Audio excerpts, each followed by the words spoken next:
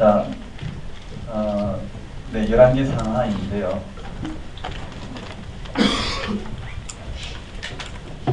열왕기상, 열왕기하, 열왕기상 22장까지, 열왕기하 25장까지 되어 있어요. 자, 앞에 내용을 보면 한번 따라해볼까요? 번역.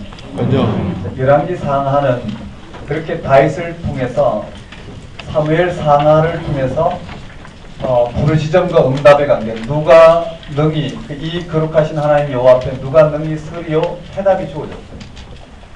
공식만이 주어진 게 아니라 삶의 실제 과정을 통해서 사울 왕과 다윗 왕을 통해서 누가 능히 서리요, 나중에는 다윗 왕을 통해서 또 누가 능히 서리요 해답이 있었어요. 다윗은 어떻게 넘어졌지만 전적으로 어떻게 해요? 하나님 앞에 그의 전적인 삶을 위탁을 했었어요. 바세바 사건도 그렇고 그 다음 압살롬 사건도 그렇고 뒤에 나오는 3일 원전 인구조사 사건도 그렇고 다윗의 중심이 어디였는지 전적으로 하나님께 부르짖고 응답받는 거기에서 하나님 통치가 일어나더라.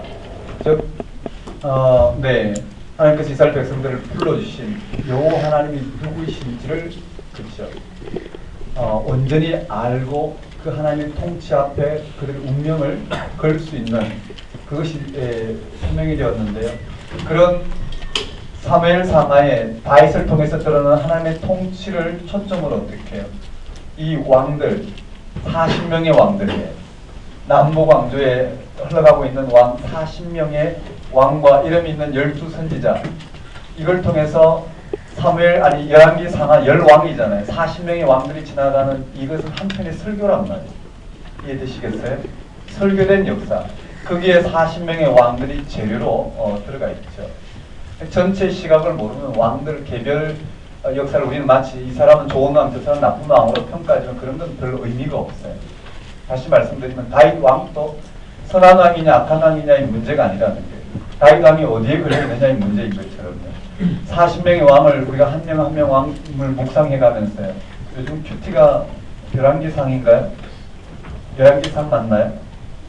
큐티 어디죠? 생명의 산 맞나요? 매일 성경인가요 그러면? 매일 성경 열왕기상한가요? 한 편 한 편을 묵상한다 하지만 궁극적인 영적인 초점이 어딘지 걸리지 않으면 어떻게 말씀이 코가 코골이 귀가 기울이식으로 전락할 경우가 참 많아요. 결국은 어떻게 하나님께 우리를 집중하는 사람이 자기 집중으로 떨어질 경우가 많죠. 열왕기 상하 전체 평소에 우리가 이 성경 대체로 무슨 말씀하시는지 우리가 깊이 좀 들여다봐야 될 것이 똑같아요. 사무엘 상하 여호수아부터 아니 창세기부터 올라온 주제는 똑같다라는 게 그게 실제 이스라엘 역사 가운데 확인이 되고 있죠. 한번 따라해볼까요? 번역.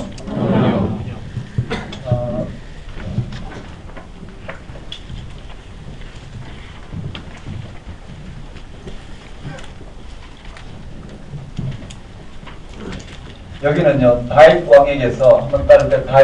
다윗, 솔로몬. 제가 빠르게 지나오다 보니까 사무엘 상하에서 가장 중요한 내용을 빠뜨렸어요. 다윗 언약이에요. 그렇죠? 정장하고자 하는 말을 빠뜨렸는데요. 우리 역대기에서 한번 다루기로 하고요.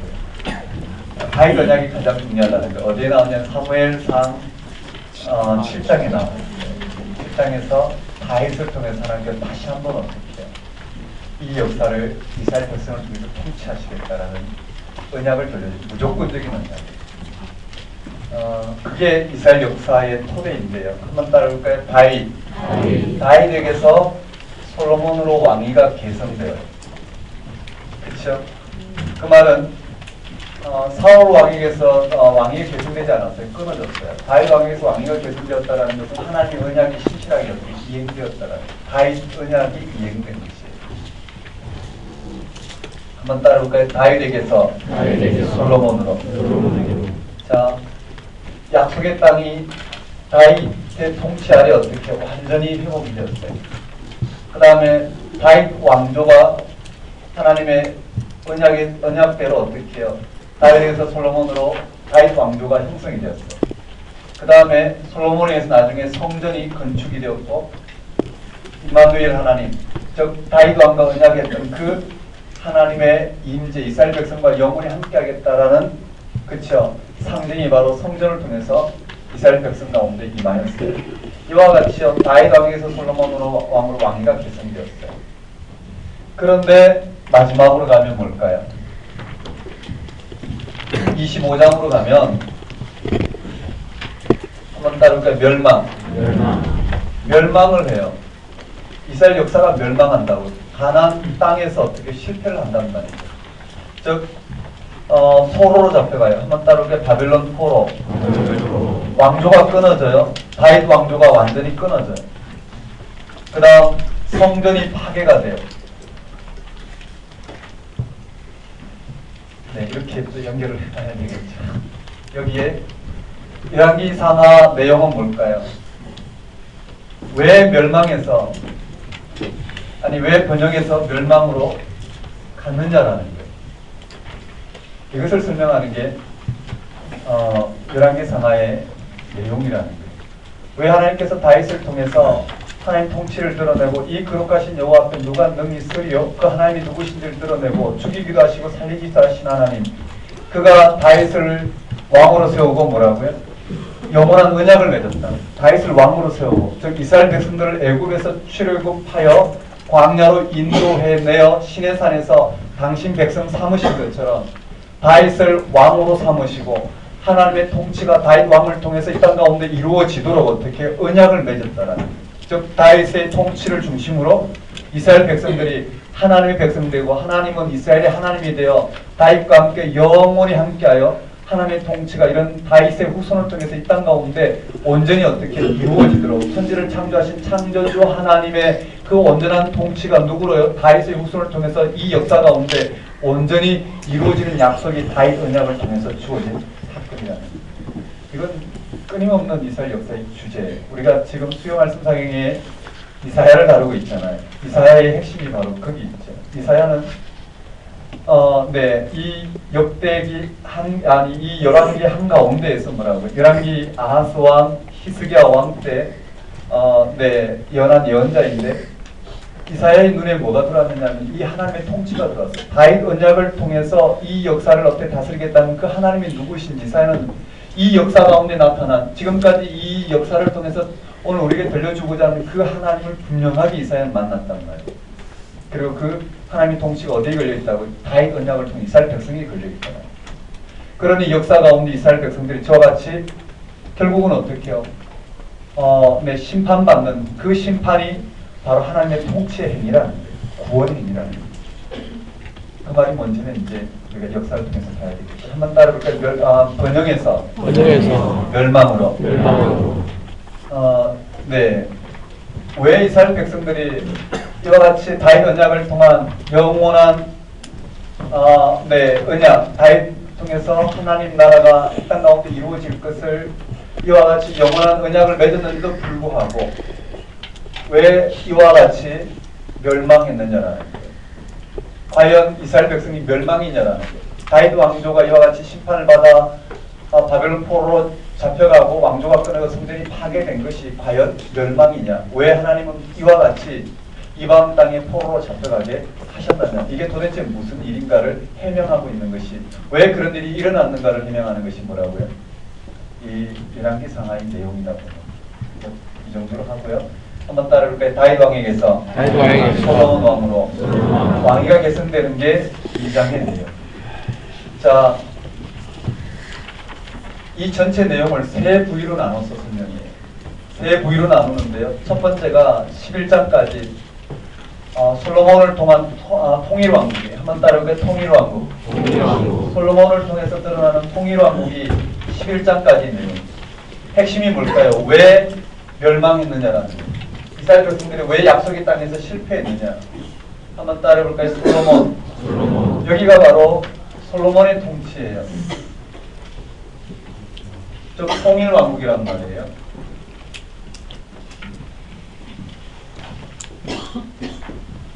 그 다음 12장부터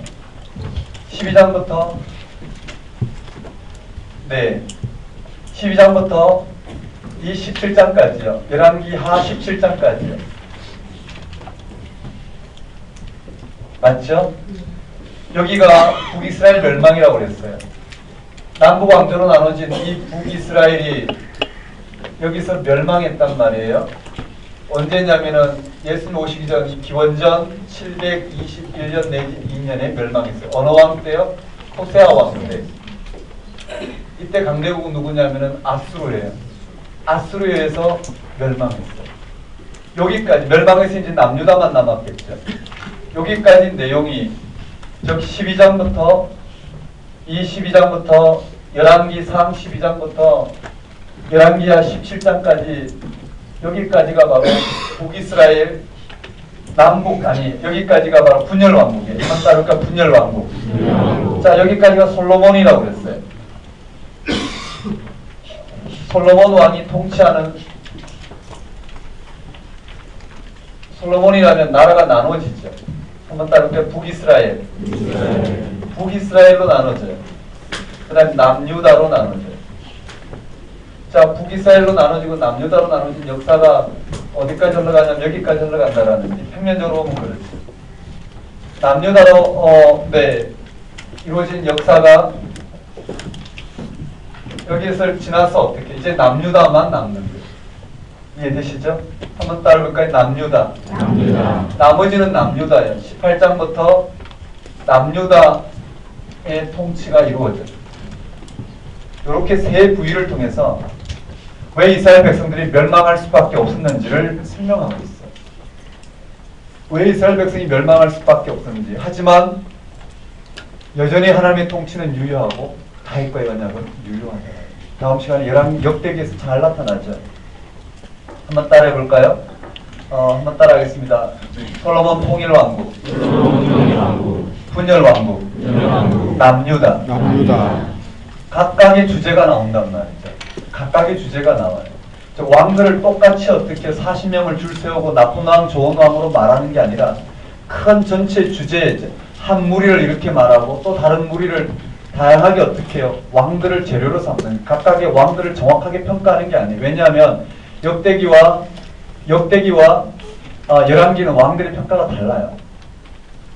이해되시겠어요?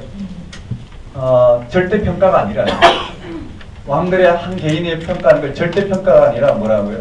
어떠한 하나님이 누구신지를 드러내기 위해서 하나님이 누구신지를 드러내기 위한 역사의 뭐라고요? 왕들은 재료에 불과하더라는 거예요. 그게 무슨 말인지 우리가 봐야 되겠죠. 자, 한번 따라볼까요? 솔로몬. 자, 여기 다윗 왕에서 솔로몬 왕으로 왕위가 계승된 것을 여기는 여러분이 정리하시고 그 다음에 보면 어떻게 해요?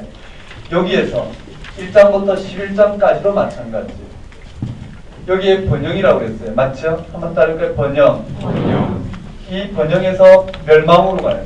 다윗 왕, 아니 솔로몬 왕도 마찬가지예요. 솔로몬이 왕위가 되고 왕권을 강조하는 이런 내용들이 여기 2장에 포함되어 있어요. 그리고는 11장에 가면 무슨 말이냐면요. 솔로몬은 즉 왕위에서 어떻게 분열 왕국으로 간단 말이에요. 맞죠? 즉 솔로몬이 여기서 솔로몬의 통치가 여기서 이루어지는데 11장에 가면 뭐라고요? 분열 왕국으로 가요. 그러니까 여기서도 어떻게 해요? 한 단락이 되는 거. 왜 솔로몬이 통치하는 나라가 왜 나눠질 수밖에 없습니다. 그것을 들어서 어떻게 해요? 이 전체 역사를 풀어간단 말이에요. 자, 솔로몬이 한번 따를까? 솔로몬이 통치하는 나라가 나눠지는 부분이 여기 언급되잖아요. 분열 왕국이 돼요. 맞죠? 여기에 솔로몬이 통치하는 나라가 한번 따라볼까요? 여로보암에게 10지파가 넘어가요. 북이스라엘이 되죠. 그 다음에 솔로몬의 아들인 르호보암에게 그 나머지 유다지파가 남게 되죠. 한번 따라볼까요? 솔로몬, 여로보암, 르호보암 분열 왕국으로 된단 말이에요. 왜 솔로몬의 나라가 나눠질 수밖에 없었나가 바로 1장부터 11장까지의 내용이라는 이해되시겠죠? 이 주제는 어디서 연결되냐면 이 거룩하신 여호와 앞에 누가 능히 서리요. 그게 아직도 유효한 이 역사의 테마라는 거예요. 자, 3장에 가요. 자, 3장에 가는데요. 3장에 보면 이렇게 돼서 솔로몬이 꿈을 꾸죠. 큰 부분을 볼게요. 솔로몬이 왕이 되고 난 다음 기브아에서 꿈을 꿔요. 한번 따라볼까요? 꿈. 맞나요? 솔로몬이 기브온 산당이죠. 맞습니까? 기브온 산당에서 꿈을 꿔요. 하나님께서 나타나셔서 네가 무엇을 구하느냐 물어요. 그 솔로몬이 뭐라고요? 듣는 마음. 이해되시겠어요? 듣는 마음을 구해요. 지혜를 구하는 거예요. 호쿠나 듣는 마음이라고 번역하는 게 맞아요. 그게 뭘까요? 인간 왕이 우리가 사무엘 상하 끝에 봤죠. 인간 왕은 영원한 왕이 되시는 유일하신 왕이신 여호와 하나님의 통치 아래, 맞죠? 여호와 하나님의 이 백성들을 하나님의 통치가 드러나도록 기름 부음 받은 왕이 누가다라는 게 드러났어요. 이 백성들이 생사하고 누가 주관하신다고? 여호와 하나님 주관하시는데 인간 왕은 그런 하나님 통치가 드러나도록 그 율법을 시행하는 왕으로 자리가 이루어졌어요. 여기도 마찬가지예요. 솔로몬은 그 왕의 정확한 자기의 자리를 드러내요. 한번 따라해 볼까요? 한번 따라해봅니다. 무엇을 구하느냐? 무엇을 구하느냐? 지혜. 이 지혜를 구한다고 해요. 맞죠? 그 하나님은 이 지혜뿐만 아니라 그 당시 하나님의 통치를 말하는 부와 영광이 드러나요. 한번 따라해볼까요? 부와 영광. 부와 영광까지도 허락하셨다고.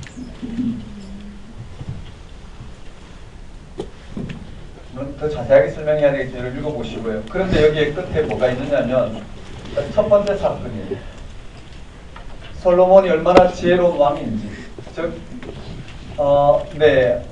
하나님의 통치가 다윗 언약에 초점을 둔 하나님의 통치가 이 왕을 통해서 이스라엘 백성들 가운데 얼마나 잘 드러났는지를 드러낸 첫 번째 사건이 나와요. 그게 뭐냐면은 여인을 재판하는 장면. 창기, 즉 누구의 아들인가, 맞죠? 여인을 재판하는 내용이 나와요. 한번 따르고 여인과 지혜.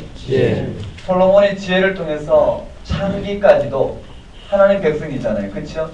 이 정말 보잘것없는 창기까지도 하나님의 백성을, 그렇죠? 하나님의 백성을 온전히 섬기는 솔로몬의 통치를 드러내고 있어요. 솔로몬의 중심이 어디든지를 드러내고 있어요. 이해되시겠어요? 그 다음에 두 번째는요. 큰 흐름만 봅시다.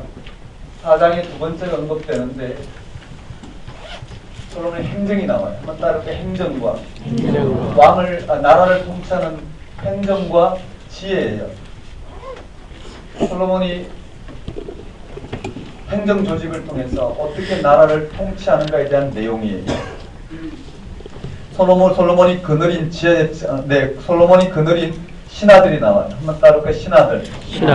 즉 솔로몬이 거느린 행정 조직이죠. 그렇죠? 관료 조직에 신하들이 나오는데 이들이 얼마나 지혜롭게, 한마디로 말하면 솔로몬의 이 왕정 조직을 가져다가 그가 얼마나 하나님의 율법이 잘 이행되도록 자신의 왕권을 강화하거나 아니면 왕의 권력을 유지하기 위해서 사용한 게 아니라 하나님의 통치가 어떻게 솔로몬을 통해서 솔로몬의 이런 왕정 제도를 통해서 이스라엘 백성에게 잘 이루어졌는지를 드러내는 이 지혜로운 행정 조직을 이야기해요. 그 다음에 부를 드러내고 있어요.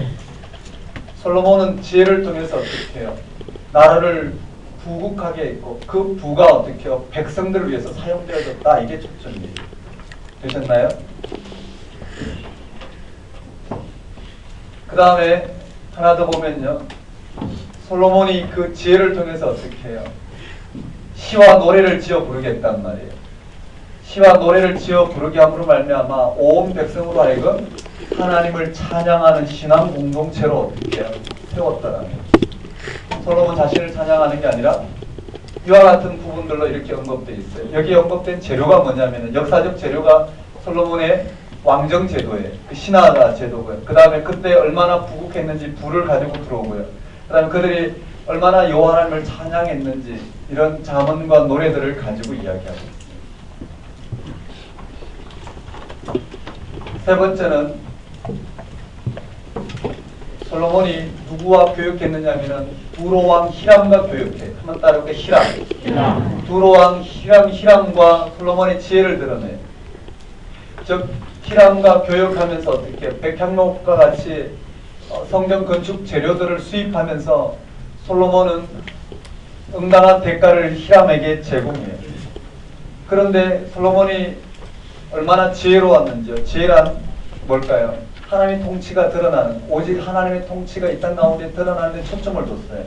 나를 부국강경하게 하는 것도 초점이 아니고 오직 하나님의 통치가 드러나도록 초점을 둔 그 결과 히람이 오히려 뭐라고요? 솔로몬을 통해서 여호와 하나님을, 솔로몬의 여호와 하나님을 찬양하는 이와 같은 내용이 이어져요. 그 다음에 네 번째는 솔로몬이 교역을 일으켜요. 역군을 일으킨다고요. 즉 역군이죠. 역군. 즉 노동력을 일으켜요. 근데 이것이 얼마나 지혜롭게 했는지요. 어디에 초점 맞췄느냐면 하나님이 이스라엘 백성들을 부르셔서 그들을 통해서 드러내고자 하는 하나님의 통치, 이 땅을 향한 하나님의 통치의 관점에서, 율법의 관점에서 이 역군을 일으켜요. 그래서 몇만 명을 일으키냐면 3만 명을 일으켜요. 3만 명을 일으켜서 교대로 해요. 한 달 일하고 2달 쉬고. 맞나요? 교대로 함으로 어느 누구도 어떻게 해요? 노예나 종이 되지 않아요. 그리고 이 결과 뭘 행했느냐면요. 이렇게 솔로몬이 공의롭게 나라를 통치하고 이런 행정제도를 통해서 부국강등하게 해서 이 백성들로 하여금 하나님의 통치를 맛보게 하고 히람과의 교육, 역군을 일으키는 이런 지혜를 통해서 솔로몬이 했던 그 지혜의 결과가, 즉 이 모든 솔로몬의 지혜의 결과가 어디로 들어갔느냐 하면은 6장부터 8장까지 내용입니다. 한번 따라볼까요? 성전 건축. 6장부터 8장까지가 바로 성전 건축이에요. 한번 따라해볼까요? 성전 건축. 이게 5번째 내용이죠. 성전을 건축한 내용이 6장부터 8장까지의 핵심입니다. 되셨나요? 전체 흐름을 잡으면 되죠. 6장부터 8장까지가 성전 건축이에요. 그런데 문제는 이제 상황이 달라졌어요.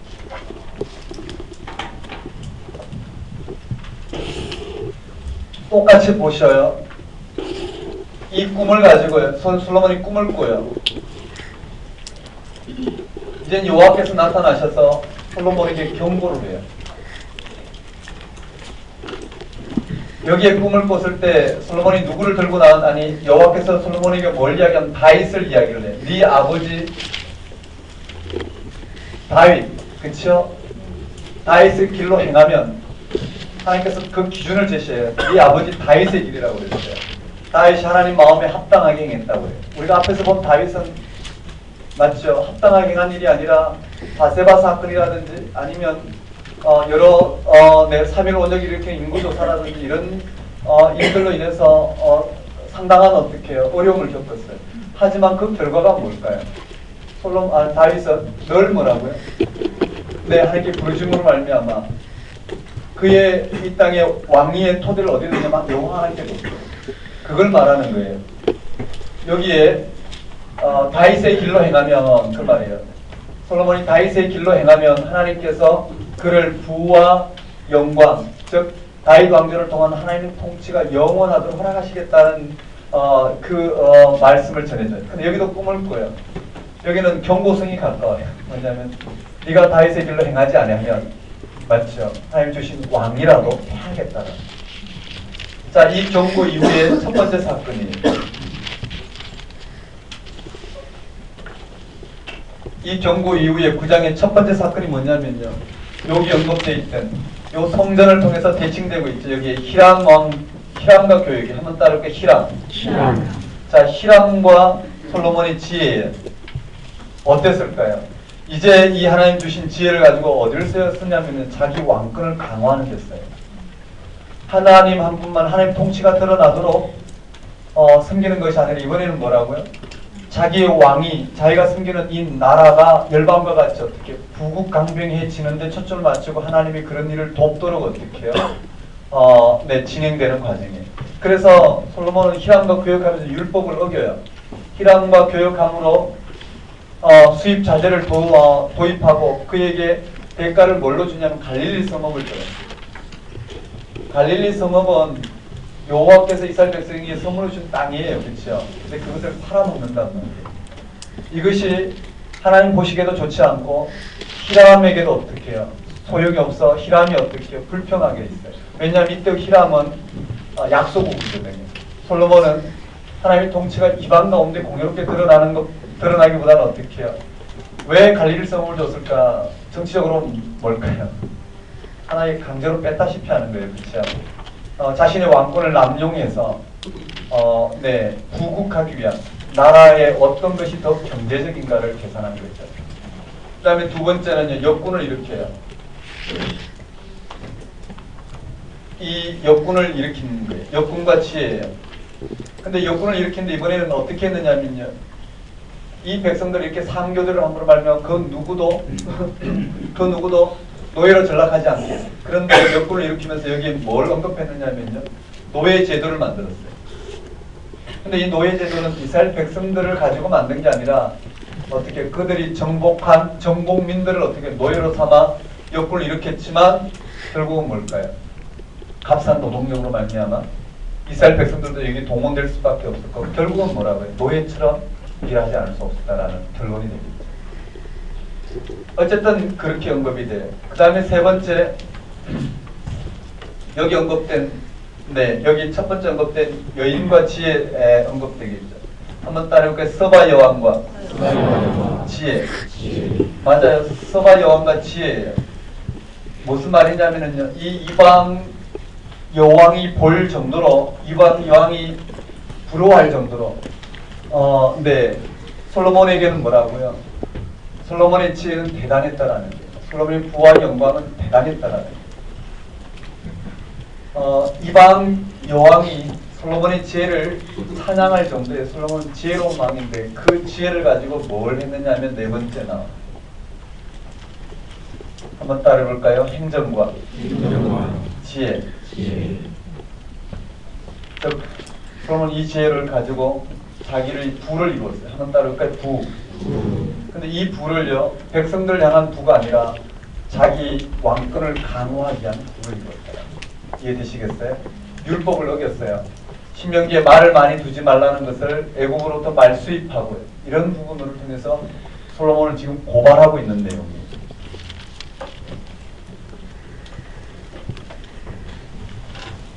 그리고는 결정적인 부분은 솔로몬이 11장 내용인데요. 결정적인 부분은 솔로몬이 이런 지혜를 통해서 뭘 했느냐면요, 왕권을 강화하고 나라를 어떻게 해요? 외교 정책을 통해서 열방과 같이 어떻게 해요? 나라를 부국 강경하기 위해서 외교 정책에 의해서 이방 여인을 아내로 들였어요. 이방 여인과 그렇죠. 이방 여인을 첩으로 들였다고요. 무슨 말인가요? 옛날에는 그런 뭐라고 그러죠? 나라와 나라가 서로 어떻게 해요? 서로 사돈을 맺음으로 말미암아 이런 방식으로 어떻게 해요? 나라를 동맹을 맺었어요. 그래서 이방 여인들의 그 다양한 내용들이 언급되죠. 그게요. 애굽, 모압, 암몬, 에돔, 시돈, 헷. 그래서 문제는요, 이방 여인을 통해서 우상 숭배가 이루어지게 되었고요.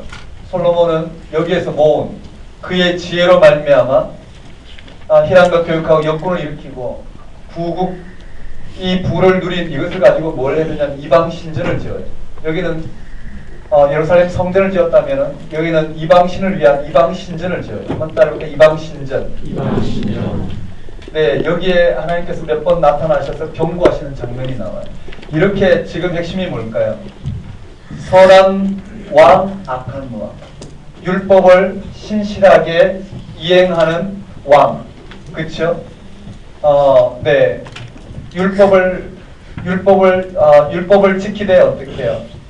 율법을 지키되 여호와 하나님의 통치가 드러나도록 지키는 것이 아니라 솔로몬의 통치, 즉 솔로몬이 이 땅 가운데 누리고자 하는 부국강병한 그 나라를 위해서 어떻게 하나님을 섬김으로 알며 그 하나님이 솔로몬에게 이와 같이 어떻게 해요? 봉사하셔야 될 분으로 전락했어요. 존중이 여기는 자 존중이 여기고 멸시 여긴 자 멸시 여기는 그 하나님이 그대로 어떻게 해요? 드러나요. 그래서 결국은 뭐라고요? 나라가 갈려져요. 한번 따라볼까요? 분열. 분열이 돼요. 분열이 되어지고 열 지파가 누구에게 넘어가냐면 한번 따라볼까요? 여로보암 왕에게 넘어가요. 르호보암이 언급돼요. 여기까지가 솔로몬을 통해서 드러내고자 하는 내용이에요. 한번 따라해 봅시다. 솔로몬 통일왕국. 딱 절반으로 나눠져요. 맞죠? 딱 절반으로 나눠져요. 네. 지혜로운 왕으로서 솔로몬은 지혜로운 왕으로서 율법을 지키는 지혜로운 왕으로서의 솔로몬과 율법을 어기고 자기의 유익, 즉 자신의 왕위를 지키기 위한 그리고 자신의 나라를 어떻게 해요? 강병하기 위한 왕으로 이렇게 딱 나누죠. 그 왕의 토대가 어디 있느냐라는 이스라엘 왕의 토대가 어디 있느냐 그것이 드러나는 거죠. 더 깊이 있게 들어가지는 않고 이 정도로 한번 봤어요. 그래서 나라가 나눠졌죠. 어떻게 해요? 북이스라엘과 남유다로 나눠졌죠. 자, 하나님께서 솔로몬에게 왕위를 빼앗아 누구에게 넘겨줬느냐면은 솔로몬의 신하였던 여로보암에게 넘겨줬어요. 넘겨준 이유가 뭘까요? 여로보암을 통하여 하나님의 다윗과 언약했던 그 통치가 일어나도록 여로보암이 넘겨줬어요. 그런데 뭐라고요? 북이스라엘이 망해버렸단 말이에요. 맞죠? 북이스라엘이 망해버렸어요. 그러면 여로보암에게 도대체 무슨 일이 일어났느냐는 여로보암을 통해서 시작된 북이스라엘이 무슨 일이 일어났길래 솔로몬 대신에 나라를 빼앗아 여로보암에 넘겼던 그 북이스라엘이 망해버렸을까? 자, 한번 따라볼까요? 분열왕국. 자, 이제는 분열왕국으로 들어가요. 솔로몬 대안으로 여호와께서 북이스라엘 여로보암에게 나라를 맡겼는데 왜 북이스라엘이 망해버렸을까? 그것이 여기 언급돼요. 12장부터요. 한번 따라해볼까요? 여로보암의 죄악. 12장부터 14장까지는요. 여로보암의 내용이에요. 우리가 좀 잘 보셔야 되는데요. 솔로몬 이후에 39명의 왕이에요. 북이스라엘이 19왕, 남유다가 20명의 왕이 지나가는데 그 중에 첫 번째 왕이 여로보암이에요. 한번 따라해볼까요? 여로보암. 여기에 여로보암 왕의 죄악이 언급되어 있어요. 왜 여로보암에게 맡겼는데 그 나라가 망해버렸는지 한번 따라해볼까요? 북이스라엘 멸망. 여기 멸망장이 17장에 보면요. 멸망의 이유가 한번 따라해볼까요? 여로보암의 죄악. 네, 왜 북이스라엘이 멸망했는지 여로보암의 죄악이에요. 이 북이스라엘 멸망 원인이 여기 있단 말이에요. 한번 따라해볼까요? 북이스라엘 멸망 원인. 여로보암의 죄악. 여로보암을 통해서 하나님의 나라, 하나님 백성을 맡겼는데 여로보암이 어떻게 했느냐면 율법을 어겨요. 나라를 지키기 위해서 어떻게 해요? 예루살렘 성전은 누가 차지하고 있었냐면 유다, 르호보암이 차지하고 있었죠. 여호와께서 어떻게 해요? 북쪽 지파 10지파를, 북쪽인 10지파를 여로보암에 맡기셨다고. 그런데 여로보암이 자기가 왕이 되고 그 왕위를 지키기 위해서 뭘 했느냐면 율법을 어겼어요. 그 왕위의 근거가 여호와께 있는데도 불구하고 여호와 하나님을 떠나 열방과 같이 어떻게 해요? 왕위를 지키기 위해서 뭘 하기 시작했느냐면 백성들이 절기가 되어 남유다 르호보암이 통치하는 예루살렘 성전으로 가자 어떻게 못 가게 막고 베델에다가 성전을 지어요. 그 다음에 북쪽에 단에다가 성전을 지어요. 그리고 금송아지를 만들고 그러고 난 다음 평신도를 어떻게 제사장 삼고 여호와께서 정한 절기인 7월 10일을 뭐라고요? 8월 15일로 정했나요? 8월 15일로 정해서 절기를 지키게 했어요. 맞죠? 이와 같이 우상 숭배를 하게 했단 말이에요. 이유가 뭘까요? 자신의 왕위를 지키기 위해서요. 그런 여로보암의 죄악으로 말미암아 결국은 북이스라엘은 망하게 되었다라는 것이 해답이 되셨나요? 자, 여기부터 이제 들어가요.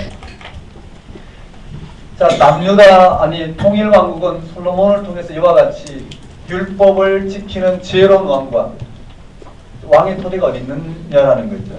율법을 어기는 스스로 어떻게 해요? 자기 왕위의 토대를 둔 이 지혜롭지 못한 솔로몬 왕, 즉 선한 왕과 악한 왕을 나눴어요. 그 결과는 결국은 어떻게 해요? 분열로 가더라. 이해되시나요? 하나님 심판으로 가더라. 또 남궁 유다, 즉 북이스라엘이 열 지파를 맡겼는데 북이스라엘이 왜 망했느냐? 여호와 하나님을 떠나 스스로 어떻게 해요? 자기 왕위를 토대로 삼고 하나님의 통치를 떠난 나라의 결과는 결국 망하게 되더라. 그게 해답이겠죠. 자, 12장부터 17장까지 그 내용, 남북 왕위가 어떻게 흘러가는지를 지금 설명하는데 한 부위를 언급했어요. 즉 여로보암은 이와 같이 북이스라엘의 멸망의 이유가 되었더라는 거예요. 이해되시나요? 왜냐하면 북이스라엘의 왕조가 저 여로보암이 제약을 떠나지 않았기 때문에. 여로보암의 제약이 뭘까요? 하나님을 떠나 스스로 왕위를 지키려고 했던 거예요. 하나님과 무관하게 어떻게 이 땅에서 후국강명하고자 했던 그것이 바로 이스라엘 백성, 즉 북이스라엘의 죄악이었다라는 거예요. 나머지 19왕들이 다 그렇게 흘러갔죠. 되셨나요? 그럼 잘 들어오죠? 네. 물론 더 디테일하게 여러분 공부하셔야 되겠고요. 자, 여기에 나머지 한번 볼까요? 나머지는 또 한 부위가 나눠져요. 제가 먼저 부위를 나눠볼게요. 여기에 16장 전반부 보면 아모리 왕조가 나와요.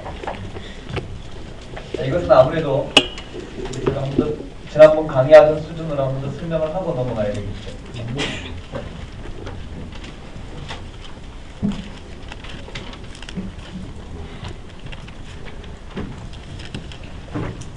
거기에 왕상 16장 한번 펼쳐보실까요?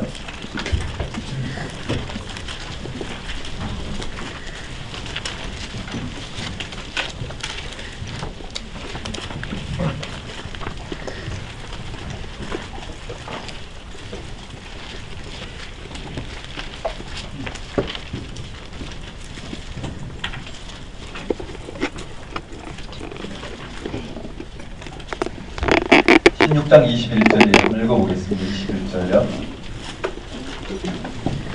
시작. 그때 이스라엘 백성이 불러나며 거절과 미나스의 아들을 따라 그들과 무엇을 하고 거절받은 자를 미워했더니. 누가 등장하나요? 오므리 왕이 등장해요. 자, 여기 평면적으로 한번 봅시다. 장구원 말고요. 이렇게 한번 나눠볼까요?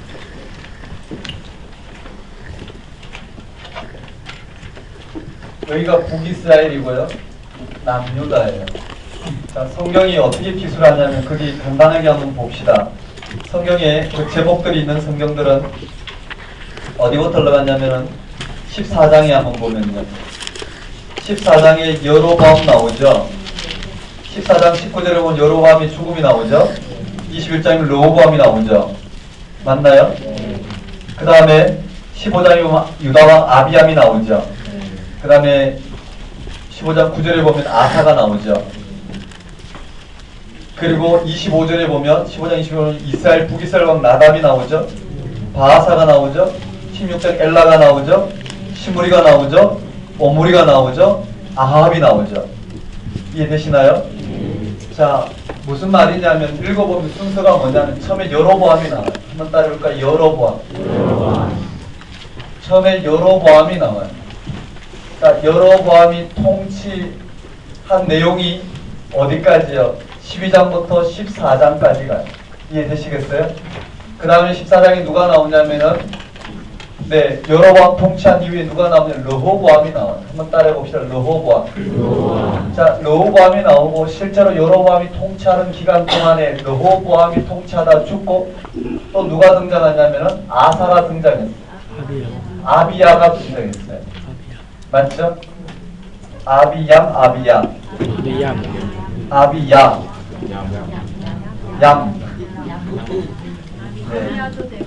네, 맞아. 여기서는 아비얌인가요?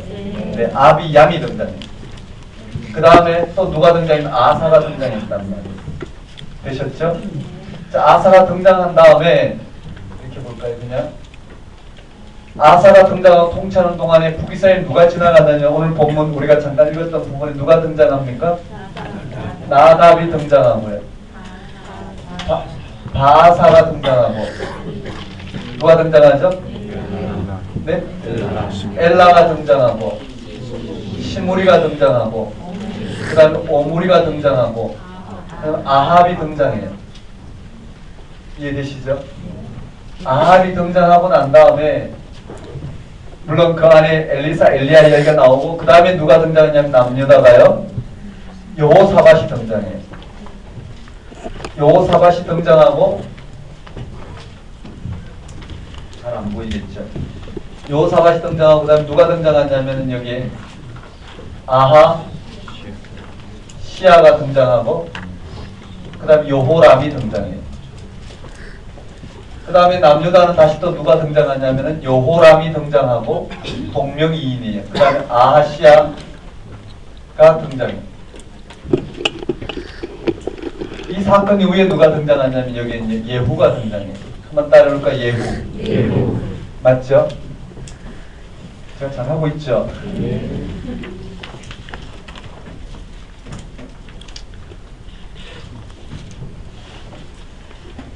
네. 여호가 등장하고 그 다음 누가 등장하나요? 여기에 등장하죠? 맞습니까? 한번 불러주실래요?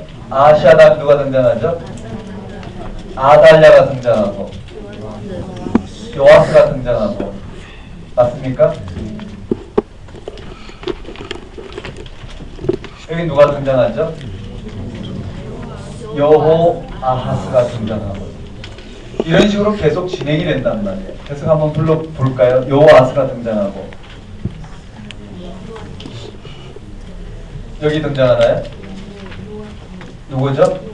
네, 요아스가 등장하고 여기까지인가요? 그럼 여긴 누가 등장하나요? 아마시아가 등장하고 여로보암 2세가 등장하고 그 다음 여기 누가 등장하죠? 네, 우시아 아사랴죠, 그렇죠? 아사랴 요담 맞습니까? 요담 그 다음인가요? 그 다음인가요? 네. 자, 점점점. 뭘 설명하고자 하냐면은 이렇게 돼 있어요. 그러고 난 다음 마지막에 뭐예요? 호세아. 여기 호세아 왕이 등장하고 여기 히스기야 왕이 등장. 자, 제가 설명하고 싶은 부분은 이게 포인트 잡혀야 되는데 여기에 오므리 왕조가 있어요. 여기 오므리 왕조. 이 오므리 왕조와 관계된 이 역사, 여후 왕조의 역사 끊어진 이 역사가 중요하다라는 거예요. 다시 말씀드리면 한번 따를까? 오므리. 오므리 아들이 누구냐면 아합이에요. 되셨죠? 아합의 아들이 누구냐면요. 한번 따를까? 아하시아. 아합의 아들이 또 누구냐면 여호람이에요. 둘은 형제예요. 그 다음에 아합의 딸이 누구냐면 아달랴예요. 이해되시죠? 아달랴가 왜 여기 잠깐 등장하냐면요. 자, 아합과 여호사밧이 동맹을 했어요. 이해되시죠? 그리고는 여호람을 누구와 결혼시켰냐면 아달랴와 결혼시켰단 말이죠. 한번 따를까? 아합의 아들이 아시아와 여호람이고 아합의 사위가 여호람이에요. 이해되시죠? 네, 이렇게 아시아도 물론 아합과 사돈 관계 있죠. 요시레란 말이에요. 아합의 아내가 누구냐면 이세벨이에요. 요걸 오므리 왕조라고 한단 말이에요. 한번 따를까? 오므리 왕조. 자, 요시대가 약 한 40년 시대인데요. 40년이고 여기서 여기까지가 400년이에요. 약 400년에 40년이 해당되는 요 시대가 여러분 요 시대가 여기 16장부터 16장 오므리 왕조부터 시작해서 몇 장까지 가냐면은 여호가 어디 등장하냐면 우리 성경을 한번 펼쳐보십시다. 열왕기하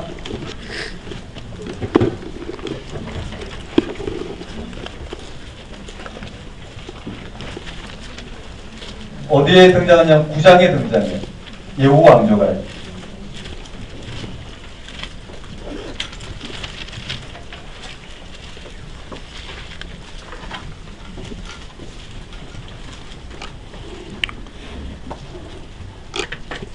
그래서 여후 왕조에 의해서 완전히 남북 전체가 어떻게 해요? 멸망하는 그 장이 10장까지 가고 11장에 가면 누가 나오냐면 아달랴 내용이 11장에 나와요. 이해되시죠?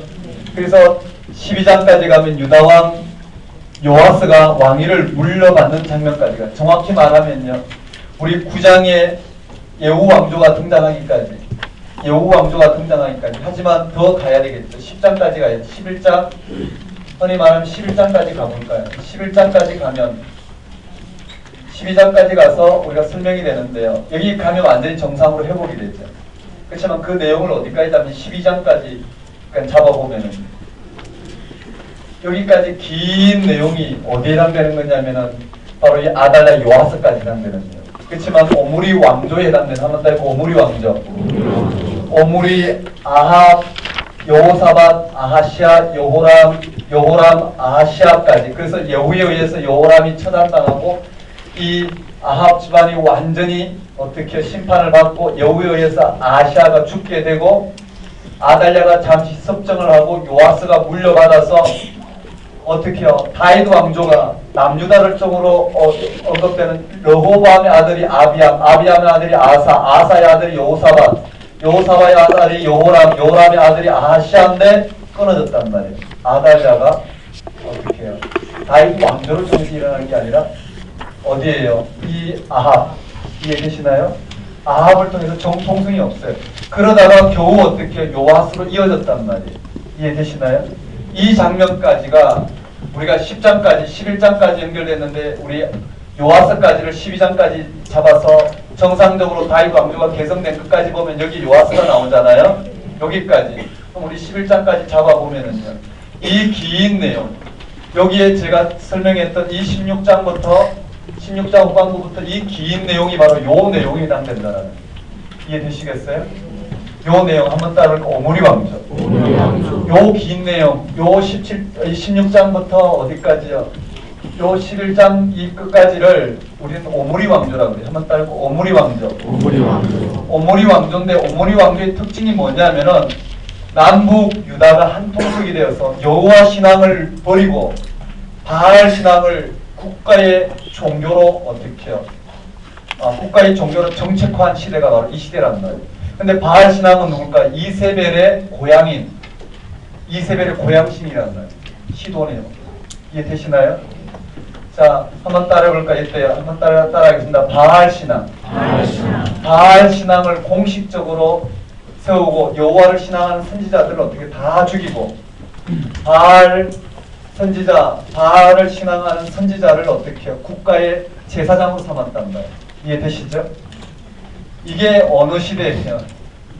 네, 이스라엘 백성이 왜 멸망했는지 이유를 여기다 찾는단 말이에요. 왕조가 왜 끊어졌는지를 솔로몬 왕을 통해서 지금 설명하고 있고요. 그것보다 더 속은 뭐라고요? 이스라엘 백성 이와 같이 여호와를 잃어버리고 우상 숭배를 했기 때문에 결국은 어떻게 해요? 하나님은 당신의 언약을 신실하게 이루기 위해서 우상 숭배하는 이 백성들을 내버려 두지 아니하시고 어떻게 해요? 깨뜨리시고 다시 하나님이 누구신지를 드러내서 하나님을 신앙하도록 불러준 행위가 뭐라고요? 멸망시킨 사건이라는 거예요. 이해되시겠죠? 자, 요 내용이에요. 그렇다면 요 앞에 14장 여로보암 이후부터 요 내용은 여기에 솔로몬을 선한 왕이냐 악한 왕이냐 율법을 통해서 평가하는 기준이 다윗이었어요. 맞죠? 다윗의 길로 갔는지 안 갔는지를 평가해요. 그런데 여기에 르호보암도 마찬가지. 르호보암도 다윗의 길로 갔느냐 안 갔느냐 평가했더니 여로보암도 뭐라고 다윗의 길로 가지 않았어요. 그런데 다윗의 길로 가지 않을 뿐만 아니라 오히려 어떻게 자기 길로 갔단 말이에요. 뭐냐면 북이스라엘의 모든 왕의 기준이 뭐라고? 여로보암이 되어버렸어요. 그만큼 어떻게 폐역한 왕이 되었다는 거예요. 다윗의 길로 가지 않았을 뿐만 아니라 성경의 12장에 보면은 여로보암은 다윗의 길로 가지 않았다는 거예요. 가지 않았을 뿐만 아니라 자기가 뭐라고요? 또 하나의 길이 되어버렸어요. 이해되시겠죠? 그거를 뭐라고 여기 남북 왕조가 언급된단 말이에요. 한번 따라볼까요? 남왕국. 한번 따라하겠습니다. 남유다. 북이스라엘. 여기에 여로보암 이후에 누가 나오냐면 르호보암, 아비암, 아사가 나온다고요. 여기에 한번 따라볼까요? 르호보암, 아비암, 아사가 평가를 해요. 어떻게 평가하냐면 다윗의 길로 솔로몬처럼 다윗의 길로 갔느냐 가지 않았느냐. 이해되시죠? 솔로몬은 역대 왕을 평가하는 기준으로 삼았단 말이에요. 그 기준처럼 이들이 다윗의 길로 갔느냐 가지 않느냐를 평가해요. 그런데 문제는 이후에 한번 따지고 나답, 바사, 엘라, 시므리. 나답부터 나답, 바사, 엘라, 시므리. 이건 다른 내용이 없어요. 두 개 다. 어떤 내용이냐면 다윗의 길로 갔느냐 안 갔느냐를 평가하고 이들은 뭐라고요? 한번 따지고 여로보암의 길로 갔느냐 안 갔느냐. 여로보암의 제약된 길에서 떠났느냐 떠나지 않느냐. 여기는 다윗의 길로 갔느냐 안 갔느냐가 초점이라면 여로보암의 제약에서 떠났느냐 떠나지 않느냐. 떠나지 않았다. 이해되시겠죠? 요렇게 평가하고 이건 요약 진술이죠. 그러고 난 다음에 이 긴 본문 오므리 왕조 한번 따를까? 오므리 왕조. 자, 그 다음에 이 오므리 왕조 이후에 예후부터 시작해서 이 요아서까지 내용 요게 어디에 요약되어 있느냐면은 여기 12장부터요. 12장부터 북이스라엘 멸망할 때까지 여기 요약되어 있잖아요. 요 내용이 그대로 들어가되 한번 따라해볼까요? 다윗의 길로 갔느냐? 여로보암의 제약에서 떠났느냐? 그것을 그리고 있다고. 이해되시겠죠? 서로 부위별로 나눠서 공부하지 않으면 여기는 참 어려움이 와요. 이해되시죠? 즉 여기는 이렇게 요약 진술해 놓고 있고 정작하고자 하는 말은 뭐라고? 이 전체 안에 한번 따라해 봅시다. 오므리 왕조.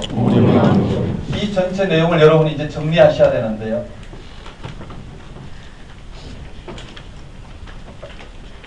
이 전체 16장부터 마지막까지가 한번 따라해볼까요? 오므리 왕조. 핵심이 뭘까요? 한번 따라해 봅시다. 바알 신앙. 바알 숭배를 국가 정책으로 인정한. 그래서 여기서 드러내고자 했던 핵심이 뭐냐면 한번 따라해볼까요? 누가 참 하나님이신가? 그들이 믿는 하나님이 누군가를 여기 드러내요. 그래서 여기 누가 등장하냐면 엘리야가 등장해요. 한번 따라해볼까요? 엘리야. 17장에 엘리야가 등장해서 잘 아시는 것처럼 엘리야가 3년 가뭄을 선포하죠. 맞나요? 그런데 여기에 바알이 누구냐면 비의 신이란 말이에요. 풍요의 신, 비를 내리는 신이란 말. 바알과 아스타롯은 풍요의 부부신으로서 이렇게 비를 내리는 신이에요. 그 3년 기근을 선언했더니 비가 내리지 않았어요. 누가 비를 내리는 신인가? 여호와 하나님이 비를 내리는 신이라는 거예요. 그런데 그 비가 어디까지 내리지 않느냐면요, 시돈까지 내리지 않았어요. 그 시돈에 있는 사르밧 과부가 나오는 거예요. 한번 따를까요? 사르밧 과부. 시돈에 있는 사르밧 과부가 등장하죠. 이걸 통해서 말하고자 하는 것은 뭘까요? 조롱하는 거예요. 무슨 조롱이요? 바알의 고향인, 바알의 친자 백성인 시돈의 사르밧조차도 어떻게 해요? 사르밧에 있는 이 사르밧 사람들조차도 여호와 앞에서 비를 내리지 않으니 굶어 죽더라는 그런 우상을 여호와를 버리고 하나님 백성이 뭐라고요? 이 여호와 하나님을 버리고 바알을 하나님이라 따르는 그것을 조롱하는 거예요. 다시 한번 따라해볼까요? 누가 일용할 양식을 공급하시는가? 그리고 사르밧 과부에게 어떻게 해요? 양식을 공급하죠. 엘리야를 통해서요. 그 다음에 사르밧 과부의 아들을 살려요.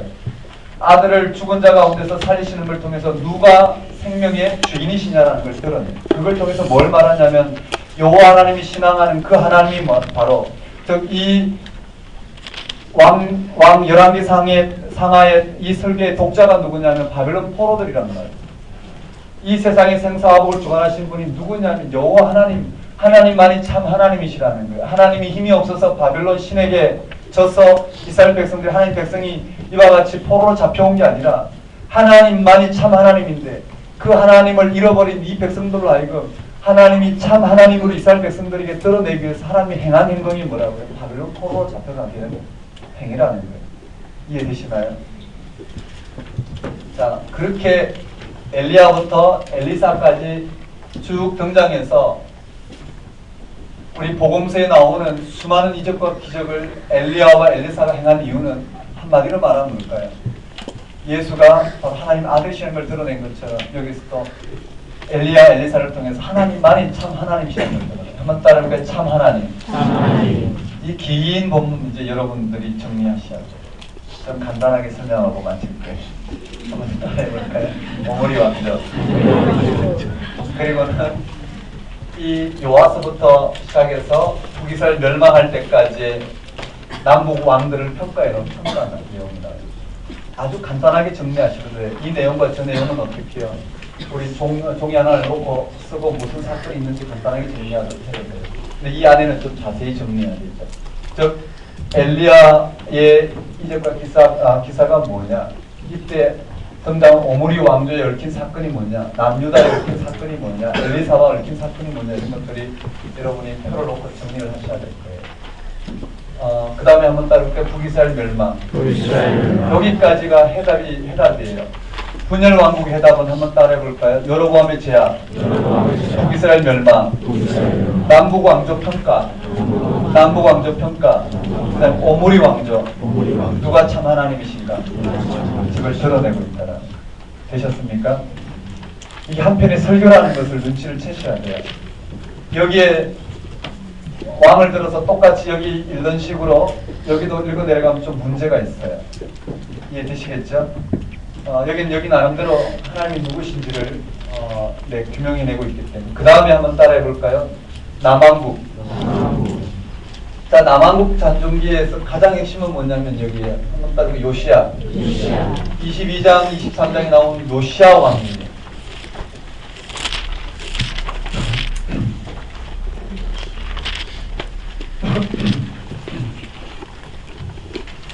자, 여기도 한번 설명을 해볼까요? 여기도 한번 설명해 볼까요?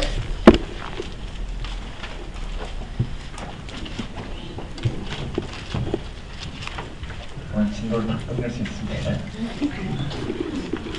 근데 열왕기 상하를 공부하시고 역대기 상하를 보면은요, 더 분명해요. 역대기 상하와 헷갈리지는 않을 거예요. 역대기 상하는 역대기 상하도 뭐라고요? 이미 열왕기 상하는 이 왕들을 통해서요, 지금 이 역사를 통해서 뭘 설명하냐면은요, 왜 멸망했는가를 설명하는 거예요. 열왕기 상하는 뭐라고요? 이걸 들고, 아니 역대기 상하는 뭐라고요? 이 재료를 들고 뭘 이야기하고 있냐면 이미 멸망했어요. 그리고 바벨론 포로로 잡혀갔어요. 그리고 거기서 하나님을 신앙하는 것이 무엇인지 눈을 떴어요. 그리고 바벨론 포로에서 돌아왔어요. 바벨론 포로에서 돌아왔는데도 불구하고 포로 공동체에게 여전히 어떻게 해요? 이방의 포로로 벗어나지 못해요. 그들에게 다시 한번 뭐라고요?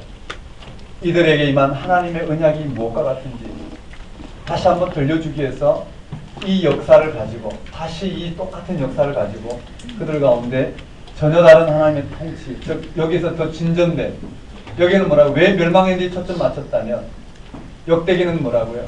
하나님이 천지를 창조하신 창조 사건부터 어떻게 다윗 왕을 통해서, 솔로몬 왕을 통해서 언약을 하시고 이 멸망할 수밖에 없는 이 상황 가운데도 어떻게 하나님 함께 하시고 이들 가운데 하나님의 통치가 얼마나 분명하고, 즉 다윗 언약을 통해서 천지를 창조하신 창조자 하나님이 이 역사를 회복하기 위해서 이스라엘 백성을 택해 주시고 그들을 통해서 하나님 반드시 어떻게 해요? 하나님의 통치, 하나님 나라가 반드시 임하게 될 것이라는 거예요. 그러므로 이스라엘 백성들이 어떻게 그 하나님께로 돌아오라. 하나님의 통치는 천지를 창조하신 아담부터 시작된 하나님의 통치는 이 다윗 왕을 통해서, 솔로몬 왕을 통해서 이미 이스라엘 백성들에게 확정되었고 이스라엘 백성을 통해서 반드시 하나님 통치가 드러날 거니까 어떻게 해요? 이 역사 가운데 이방의 이와 같이 포로 가운데 있다 하더라도 어떻게 해요? 거기에 매몰되지 말고 어디로 돌아오냐면 하나님 통치로 돌아오라. 이게 역대기의 메시지거든요. 다시 말씀드리면 이 역사를 향한 하나님 통치가 이미 임하였기 때문에 이스라엘이 다윗과 같은 그러한 왕국을 유지하는, 아니 역사 내에 포로에 있던 관계없이 하나님 통치가 이미 이 역사 가운데 임하였기 때문에 그 하나님 통치가 일어날 그 날을 바라보며 그것이 구원이기 때문에 그 하나님 한 분만을 어디에 예배드리라. 예배 공동체다.